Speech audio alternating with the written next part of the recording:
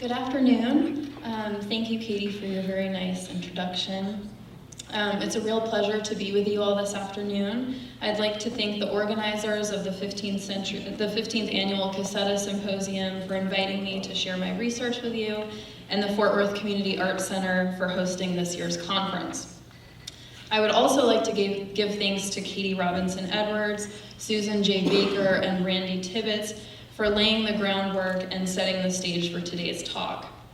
Their recent studies on the Houston-born artist Robert Preusser have shed light on the artist's early impact on mid-century modern art in Texas.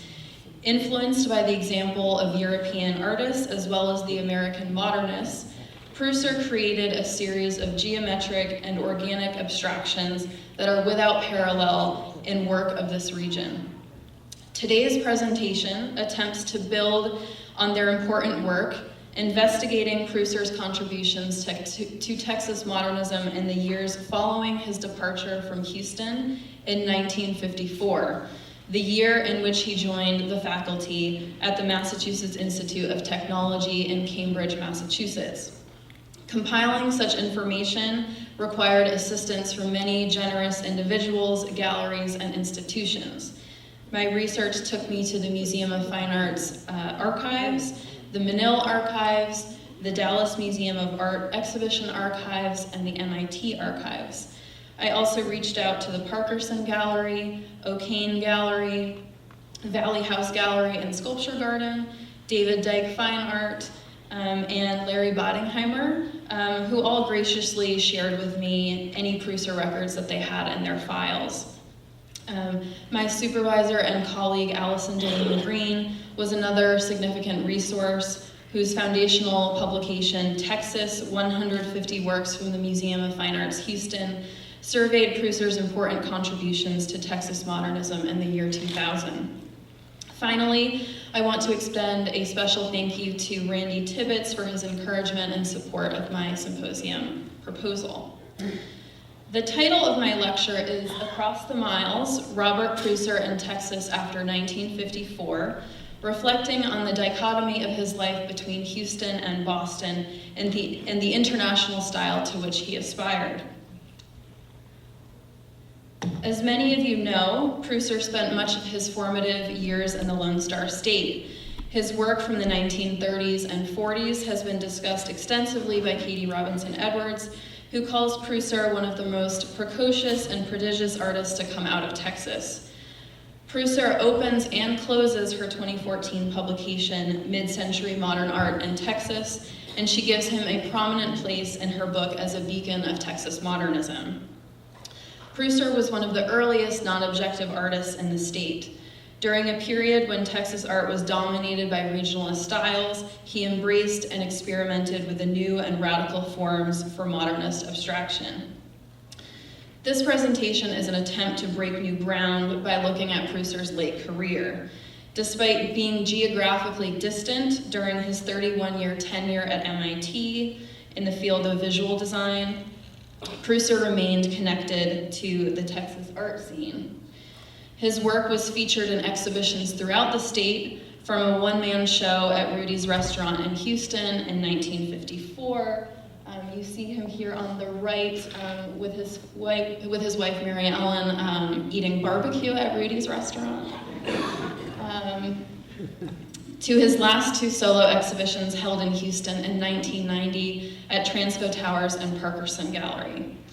Born in Houston on November 13, 1919, Preusser began formal art lessons in 1930 at the age of 11. Studying under the painter Ola McNeil Davidson, a student of Emma Richardson Cherry at the MFAH's Museum School. In Davidson's oil on canvas on the right, she depicts a young Preusser washing her paint.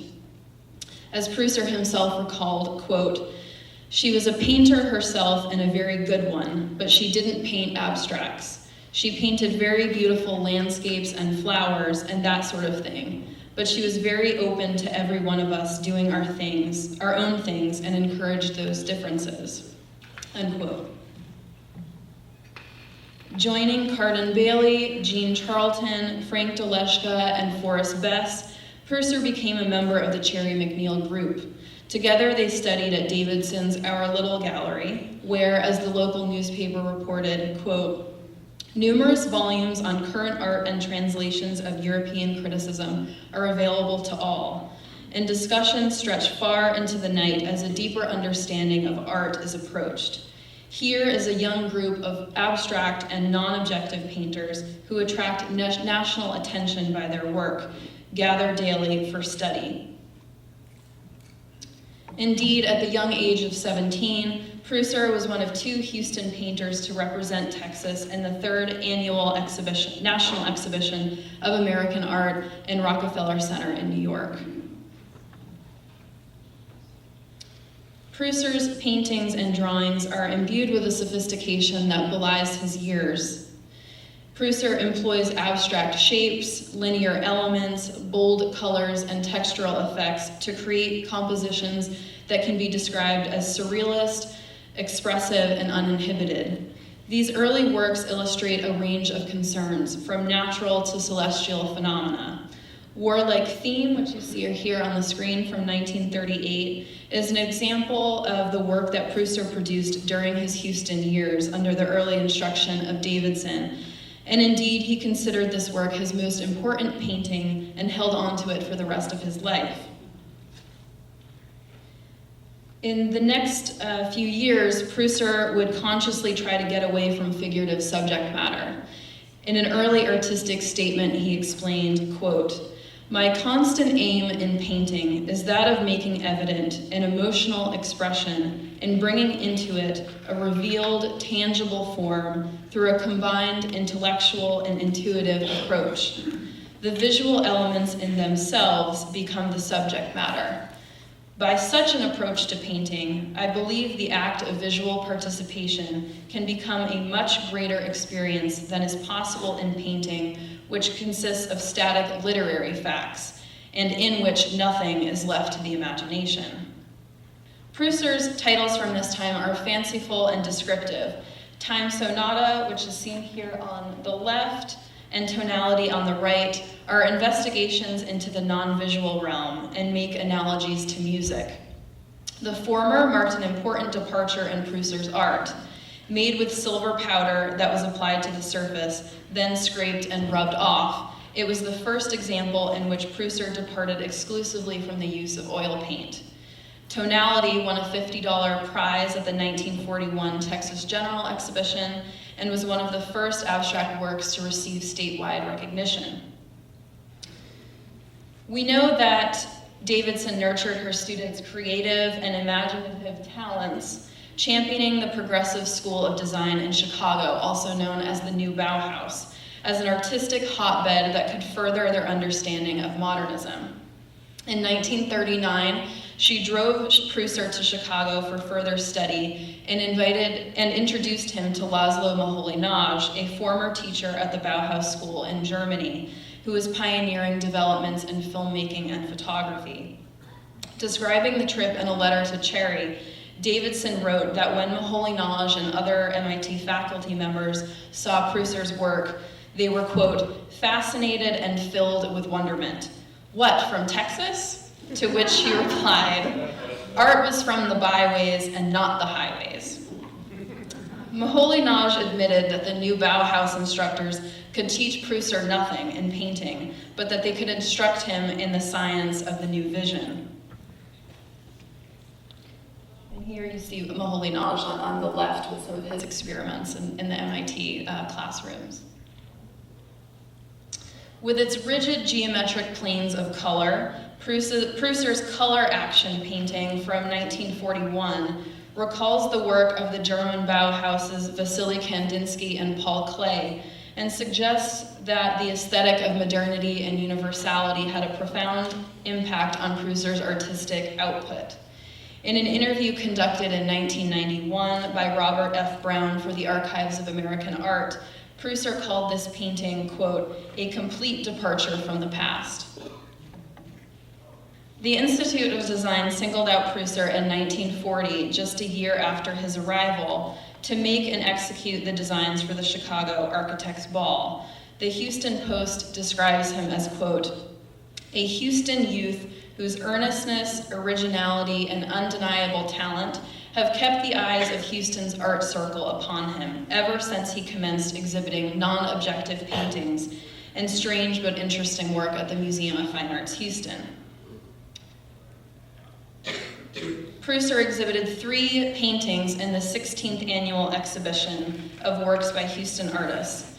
His were the first abstract works to win the Houston Annual Purchase Prize in 1940 when he was only 20 years old. From 1940 to 41, Preusser left Chicago to study at the Newcomb School of Art at Tulane University. From 1942 to 1945, he was a member of the U.S. Army's 84th Engineer Camouflage Battalion in North Africa, Germany, Italy, and France. After returning from service, he completed his studies at the Art Center School in Los Angeles during the 1946 to 47 academic year. Preusser returned to Texas in 1947 and continued to play a key figure in Houston's burgeoning art community. He played a major role in disseminating new Bauhaus principles of art and technology throughout his native state. In 1948, Preusser, along with several artists, architects, and collectors, founded the Contemporary Arts Association, a forerunner for the Contemporary Arts Museum, Houston. Here you see Preusser represented. He's circled right by the painting that sort of looks like a Piet Mondrian,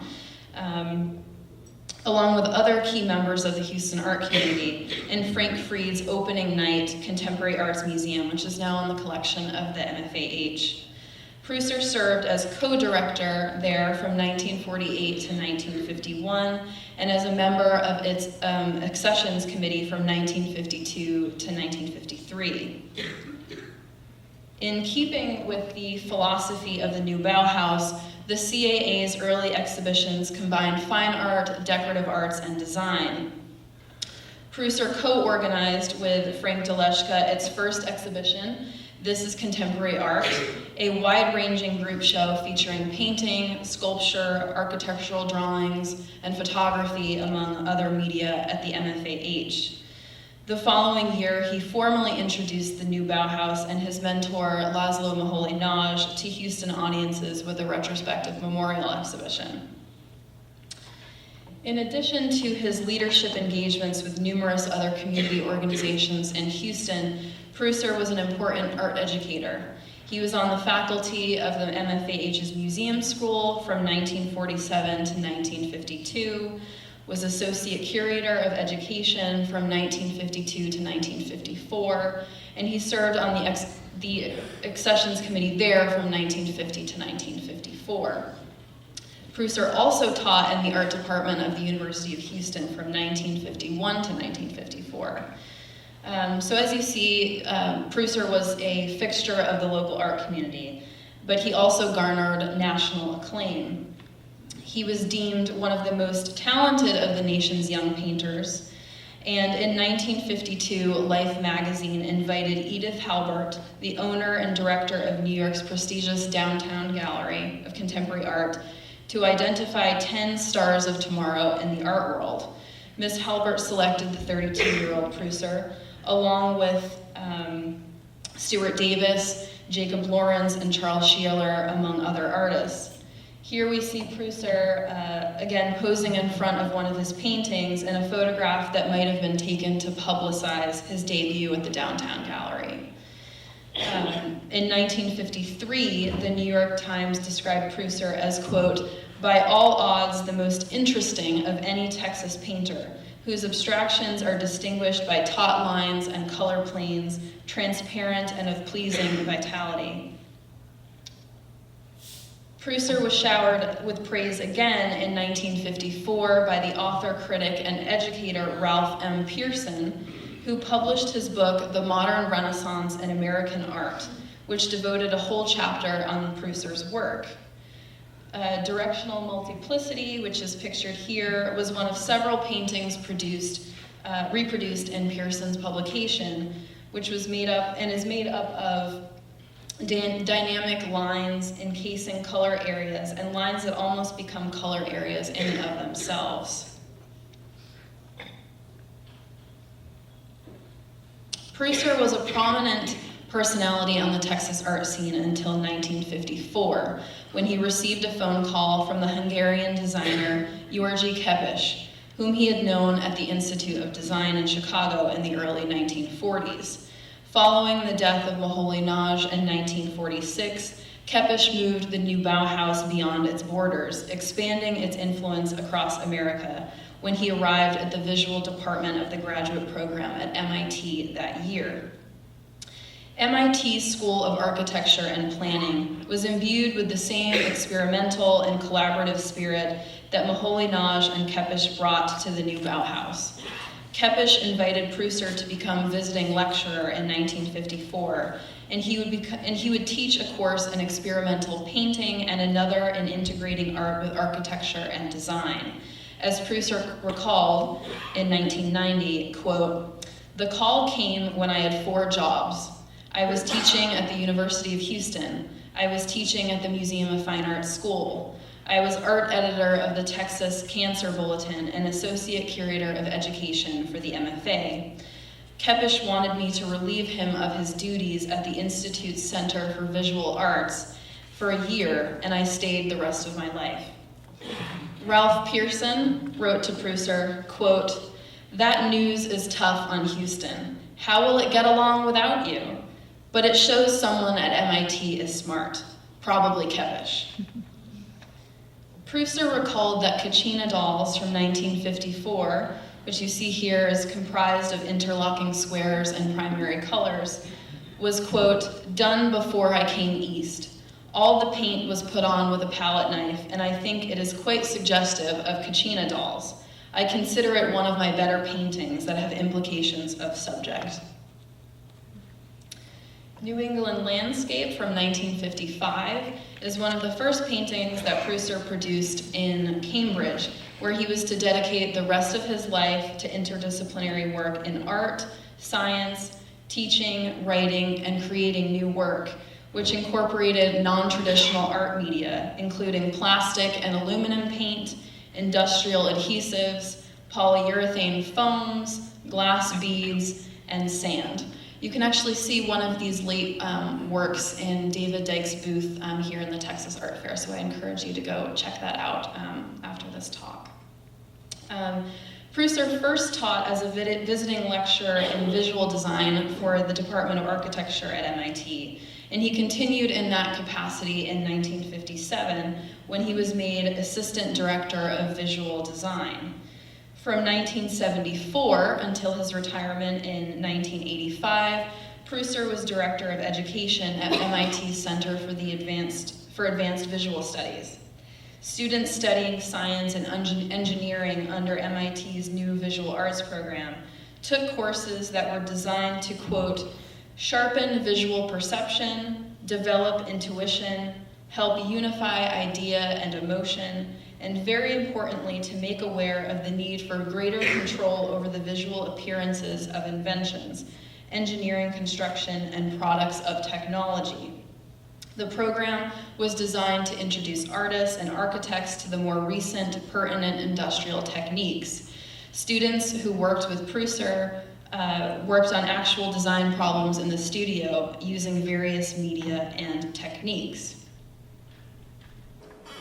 Preusser's returns to Houston, however, were always met with anticipation and were well documented in the press. Although he left Houston for Cambridge in September of 1954, he returned soon after for a solo exhibition at Rudy's Restaurant. As the Houston Post wrote, quote, "Artist Robert Preusser and his wife came in from his MIT professional duties for a visit to his old Houston haunts. They were photoed at Rudy's, where an exhibition of his paintings is being displayed." Catherine Luden of the Houston Chronicle pointed out that Preusser's one-man show balanced the purely non-objective realm with semi-abstraction, as indicated by this painting that you see here, Lunar Mists, in which, quote, "spatial members float through undulating space, scaled in lush reds and full blues." Preusser is celebrated as, quote, "one of the few local painters who seems to know their way about in the currently over-popular trend toward non-objective communication. His ability as a craftsman is undeniably revealed in the highly competent application of his medium and in the completely personal stamp of his idiom. Preusser returned to Houston again in the summer of 1955 to teach at the MFAH school. He participated in 2 group exhibitions in that city in 1955.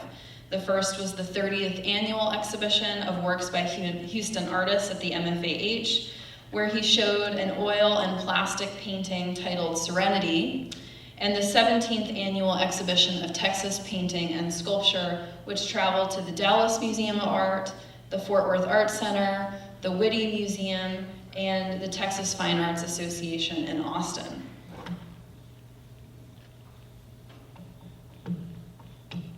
In 1956, Preusser's oil and plastic painting structural unit was featured in the MFAH's Gulf Caribbean Art Exhibition, which then traveled to the Dallas Museum of Art and the ICA Boston, among other venues.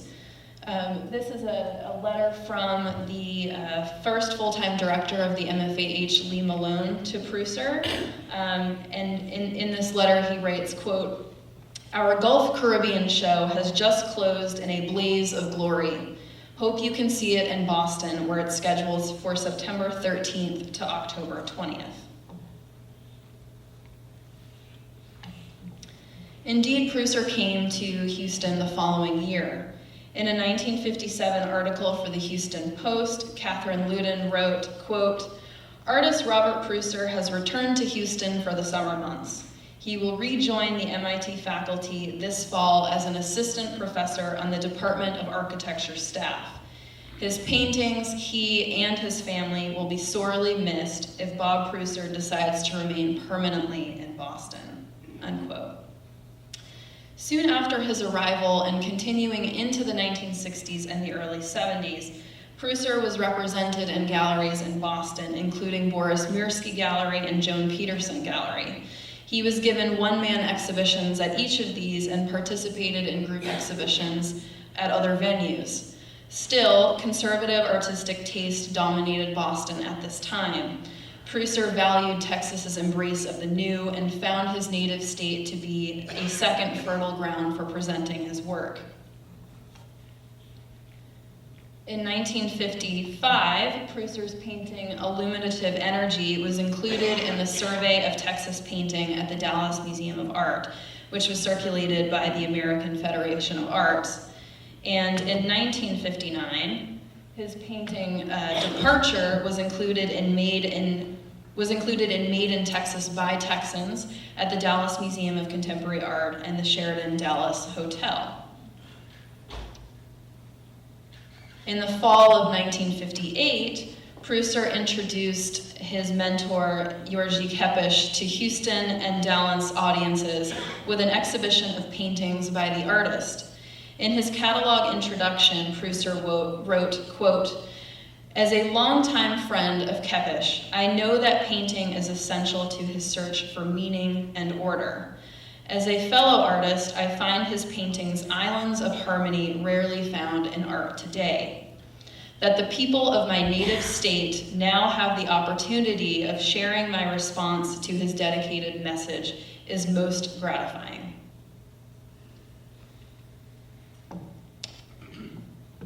In 1959, both Preusser and Kepes were commissioned by the city of Dallas to design a mural for the Southland Center at the Sheraton Hotel. They responded with Texas Sunburst, a radiant 13 by 27 foot long Venetian tesserae mosaic with more than 500 different color combinations in its patterns. Dallas commissioned several beautification projects for the city during this time, calling for a unique blend of modern architecture and modern art that would benefit residents of Dallas and visitors to its city.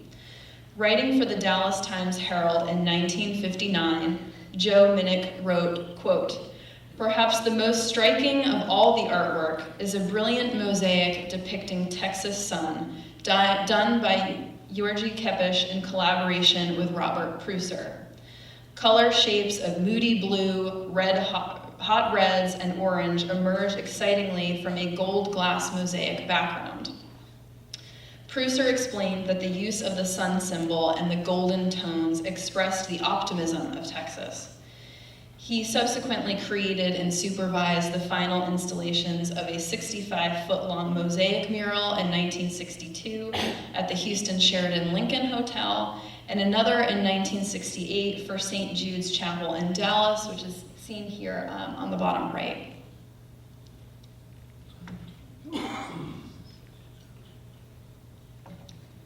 During the 1960s and 70s, Preusser was represented by the Randolph Gallery in Houston, the Valley House Gallery and Main Place Gallery in Dallas, and the the gallery in Hamilton, Texas. He had 4 one-man shows in Texas in the 1960s, at an artist cooperative called the Houston Artist Gallery in 1960, the Randolph Gallery in 1965, and in 1966 at the North Star Gallery in San Antonio, as well as Valley House Gallery. This is a news clipping from the Houston Post, which illustrates Preusser's painting Swamp Legend, one of 17 new works that were included in his solo exhibition at the Houston Artist Gallery. Cryptography, which is seen here on the right, was another. Together, they show a strong MIT influence at work, all created with various kinds of substances that Preusser acquired in its science labs, including various plastic, metallic, and granular materials in a very muted color palette. In another review, these paintings were described as, quote, detailed, scrupulously executed, where their texture is dripped on or dotted on. They have unbounded dimensions, subtle colors which range from somber grays to bright blue greens, and a variety of textures and moods. 5 years later, in September of 1965, Preusser wrote to Dr. Amy Freeman Lee of San Antonio. So you see his letter to her on the left and her response on the right. He writes, quote, as indicated on the phone, I would like to again have a gallery and a one-man show in Houston. Being a native of the city and known by a number of collectors and people in the art circles there, I believe such an arrangement would prove successful. This was the case when I was a resident until 1954, when I came east, and subsequently from 1955 until 1961, when the Houston Artist Gallery closed. Of course, my interest in exhibiting in Texas does not exclude other cities, and anything you can do in San Antonio, Dallas, Houston, etc., to promote interest in this idea would be greatly appreciated. That November, a show of 19 paintings by Preusser opened at the Randolph Gallery in Houston. The catalog stated proudly, quote, the present exhibition is Mr. Preusser's first in his native city since 1960. These paintings evoke strange lunar landscapes, and even his titles reflect his concerns with outer space. This is luminous energy, but others from this particular series had titles such as astral motion, celestial embers, and centripetal force. Here you see his use of bright yellows, reds, and blues, which radiate from a highly impastoed surface. In the Houston Chronicle's review, these works are described as, quote, gorgeous galactic abstractions that make the beholder feel he should be wearing a spacesuit. Earth seems dull after a look at Preusser's motion-filled heavens of strangely beautiful color and design. The Houston Post noted major differences with those works completed just years earlier, saying, quote, a decade ago, Preusser's paintings were complex structures, prismatic forms with hard lines and subtle coloring. Now color and texture seem to have superseded form, and visually at least, intuition has gotten the upper hand over intellect.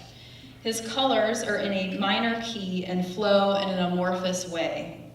There are intensities of lights and afterglows. Many of his works are included in mixed media, oil combined with purified sand, Elmer's glue, plaster of Paris, and even ground glass.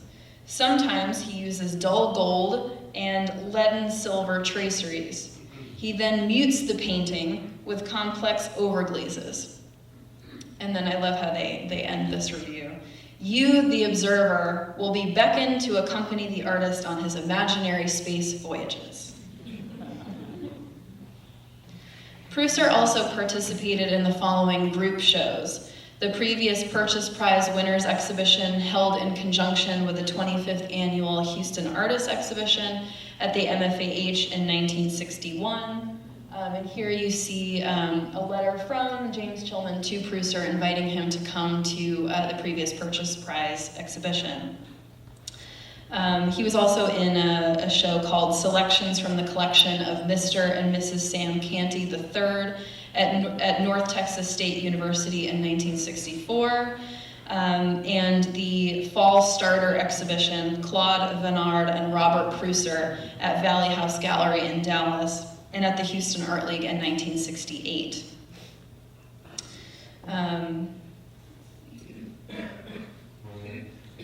Which is here. So here you see some of the paintings that were included in the Valley House show. He was introduced to Dallas audiences in this two-man show in the fall of 1966. And in a letter of appreciation to Donald S. Vogel, the director of the gallery, Preusser wrote, quote, "I have found it important to maintain contact through my paintings with Texas and the Southwest since my move to New England in 1954.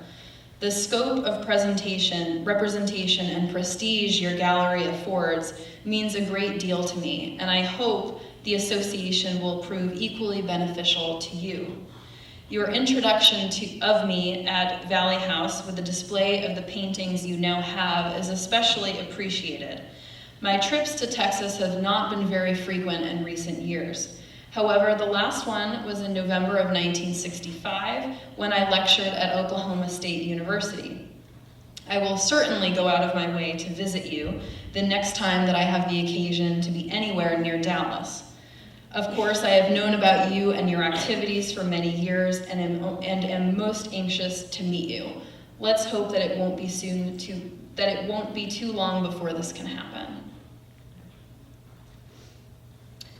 According to various records, Preusser relied heavily on the contacts he established in Texas during these years, just as he had counted on Dr. Amy Freeman of San Antonio for bringing to fruition his one-man show at the Randolph Gallery. In the early 1960s, he also sought advice and support from longtime Houston art dealer Mr. Meredith Long, who also expressed interest in his work.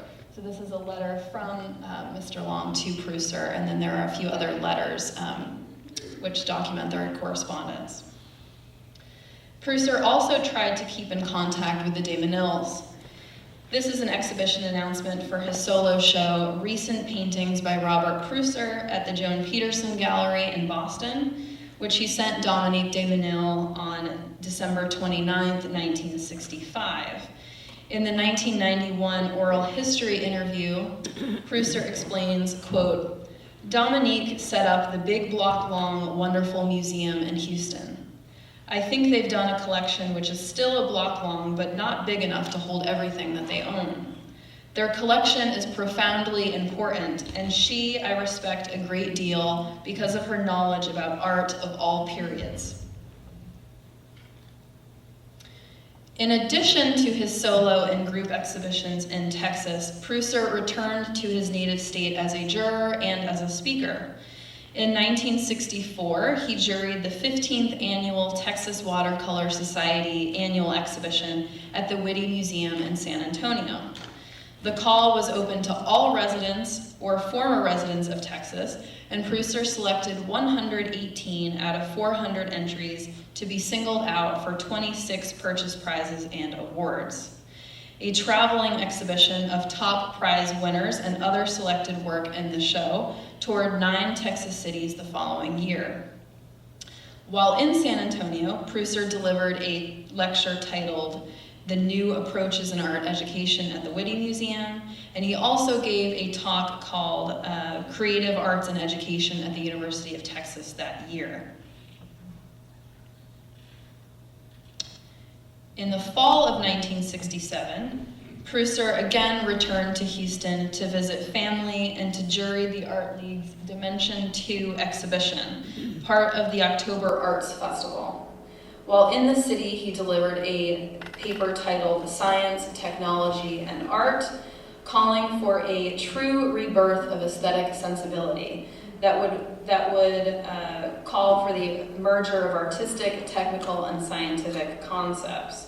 As Preusser told his audience, quote, "If technology is to serve more as a muse than as a handmaiden, both the artist and the public are going to have to disassociate themselves from the hypnosis of novelty that dictates current tastes and trends."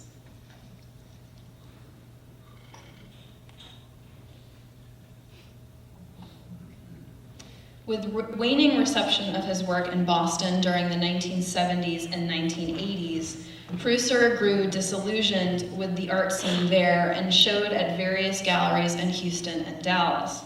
During this time, he participated in 2 shows.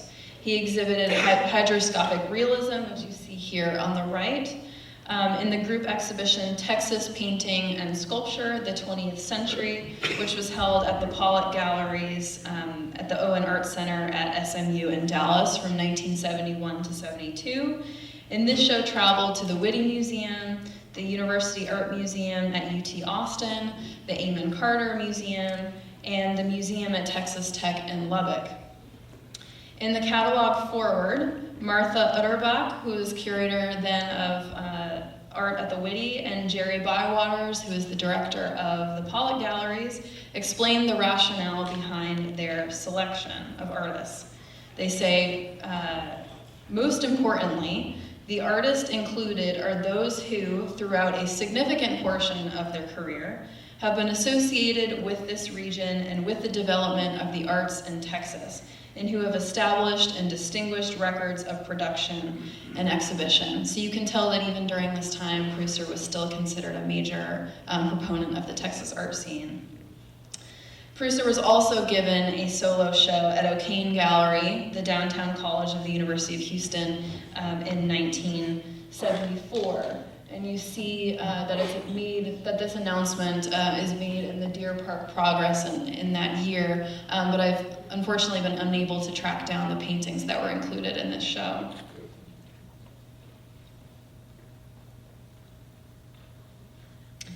In 1990, Sandy Parkerson devoted 2 exhibitions to Preusser's work at the Transco Towers and Parkerson Gallery in Houston. Preusser came home to his native state for both of these openings. At the former, Preusser exhibited 40 paintings and drawings from the 1930s to the 1950s. These were lent by public and private collections in Texas. A companion exhibition at Parkerson Gallery focused on his early watercolors and paintings. Dated from the 1930s and 1940s, these works revealed his experiments with modernist styles. Among the paintings on display was The Drunkard, illustrated in this announcement and then seen in color on the right, but in the Houston Chronicle. By the show's closing, 25 of Preusser's paintings were sold to various collectors in Texas. Art critic Campbell Gesslin wrote in the catalog essay Windows to the Past, quote, "Today it seems extraordinary that a half-century after he painted them, so many of Preusser's works have been brought together for this 2-part exhibit. They were created during a time of cultural flowering in Houston. To see them 50 years after their creation must provide a window into a time when life seemed open to unlimited possibilities, especially in the visual arts. Robert Preusser's early work is an expression of that dazzling optimism." In 1991, just a year after these 2 exhibitions, Preusser expressed his sincerest gratitude toward Mr. Parkerson and the exhibition lenders. Quote, "The Parkerson Gallery, Sandy Parkerson, is the one who initiated the whole affair, and it was fortunate that when he decided, he came east and he went to my studio, and he said, 'Yes, I want to give you a show.' And he picked out what he wanted for the show, and he says, 'I'm also going to go back to Houston and see if we can get you a Transco exhibit.' And I must say that the one in Houston, the two simultaneous exhibits in Houston, the one at Transco Towers, which is a Philip Johnson building, and he says it's his most important building.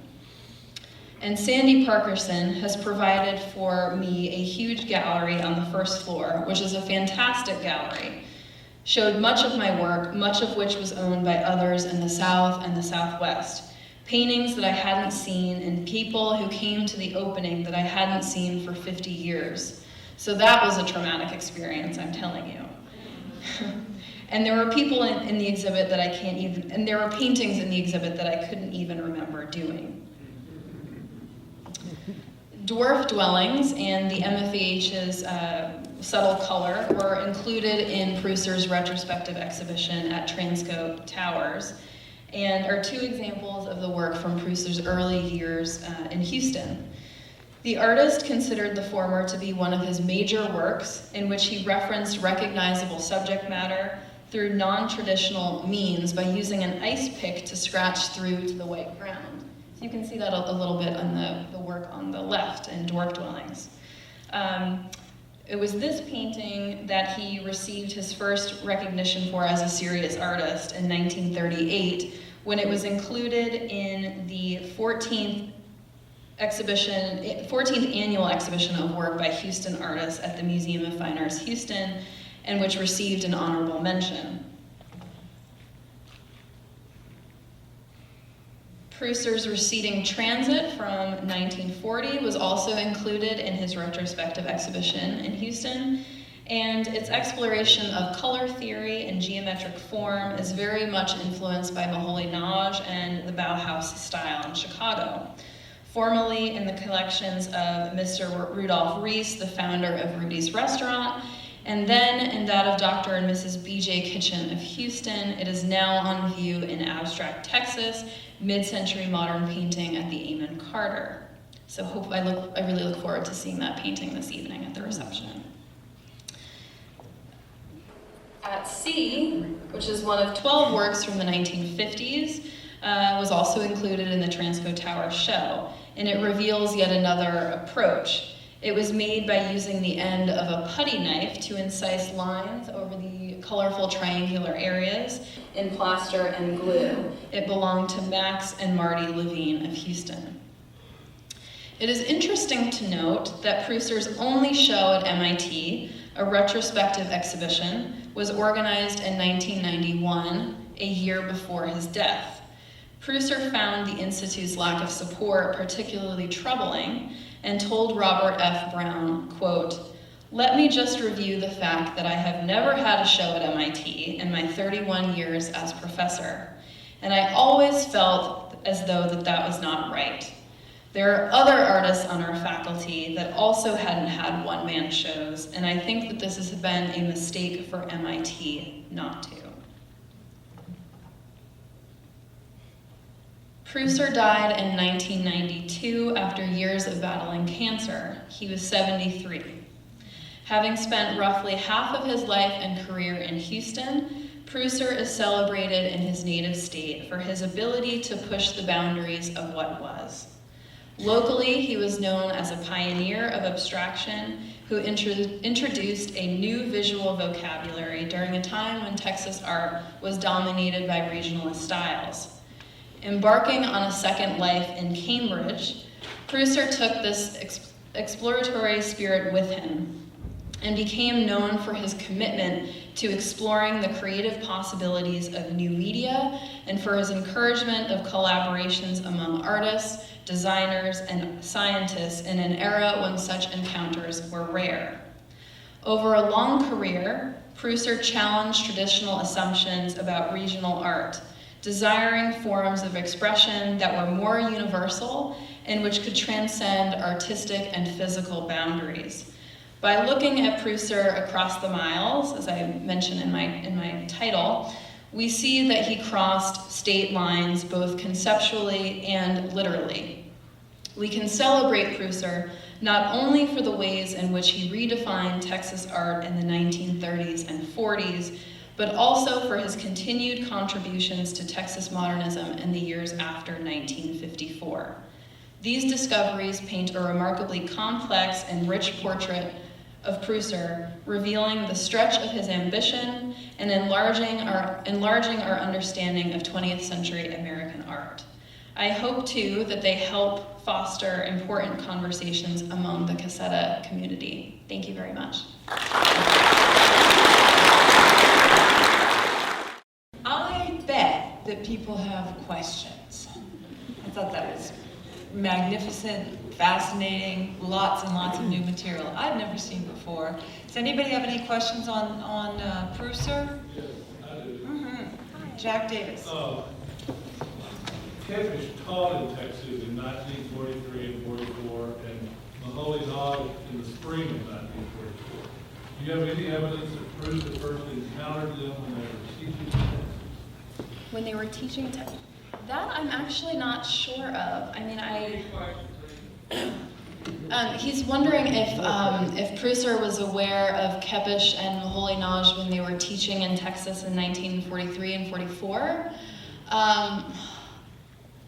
I can't remember in the Smithsonian American Art Archives there, they did an interview with Preusser in 1990, just before he passed. And I don't know if he talked about that. He definitely talks about their later influence. Because he was so involved in the art scene, I'm sure he had to have known that they were around. But I just don't recall a specific, so I'm hesitant to confirm that. He was in the military then, wasn't he? He was in the military, right. At that time. Right. So he was away when they were teaching then. But I'm sure that he must have known in conversations with them when he was in Chicago later that decade. Well, he was in Chicago before that. He went to Chicago. Yes, I'm sorry. Yeah, 39 to 50 or so. Oh yes, right here.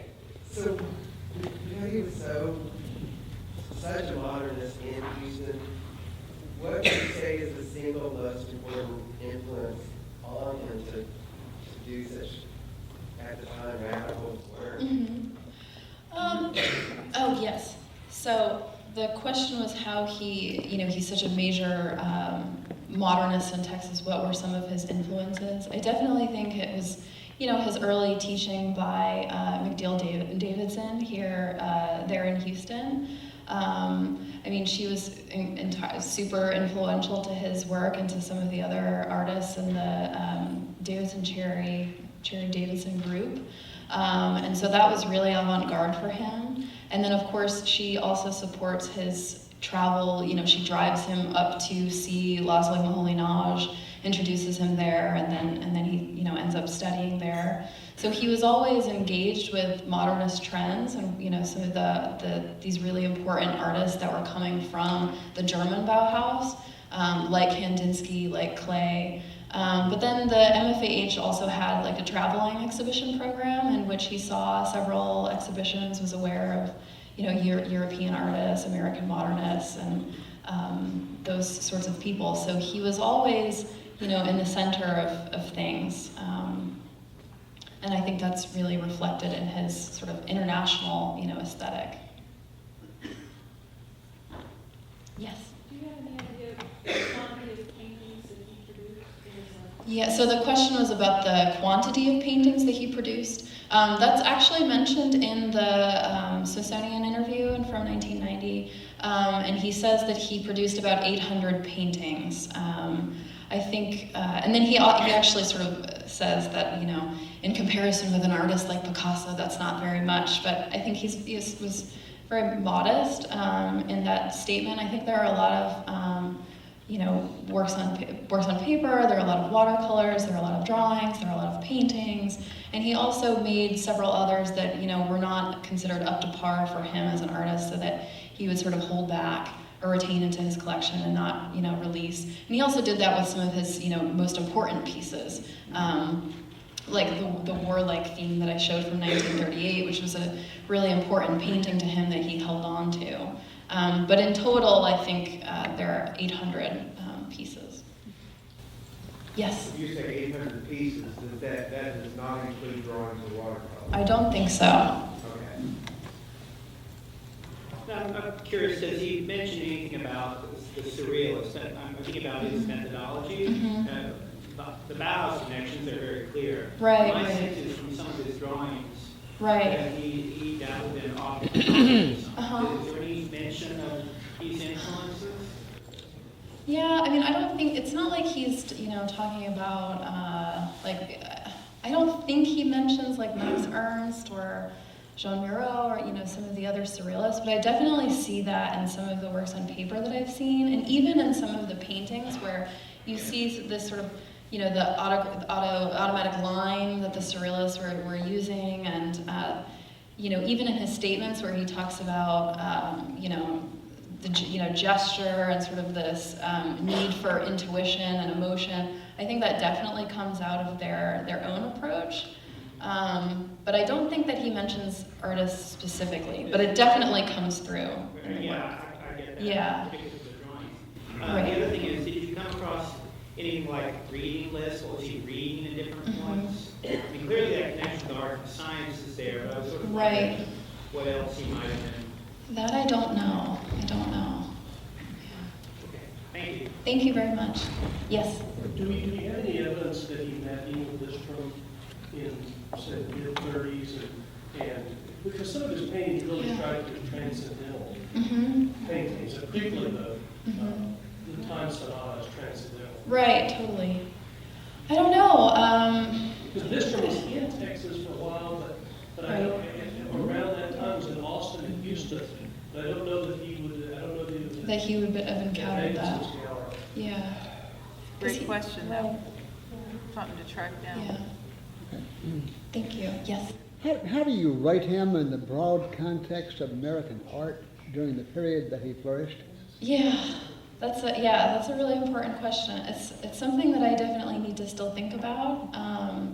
I think it's really interesting to sort of track how I sort of said that he transcends like these physical boundaries, because he had, of course, his early connections in Houston, his connections in Boston. And he was known nationally as well.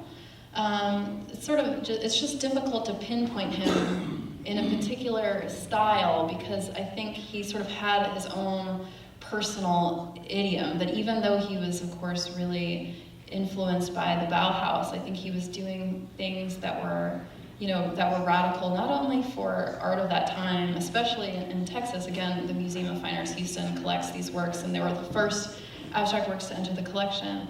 But I do think that, that despite all of these influences, he does add something new to the discourse during this time. And even in Cambridge, working with Kepish, this idea of blending art and technology, and their experiments led to, computer programming and, digital imagery and, these sort of all immersive environments of work. And so I think you can Katie, in her book, in the final chapter, she talks about how he's, really revolutionary and really influential to some of the artists working in the 70s and 80s. So even artists, contemporary artists. So I think that question is an important one. It's just difficult to situate him, I think. Thank you very much for listening.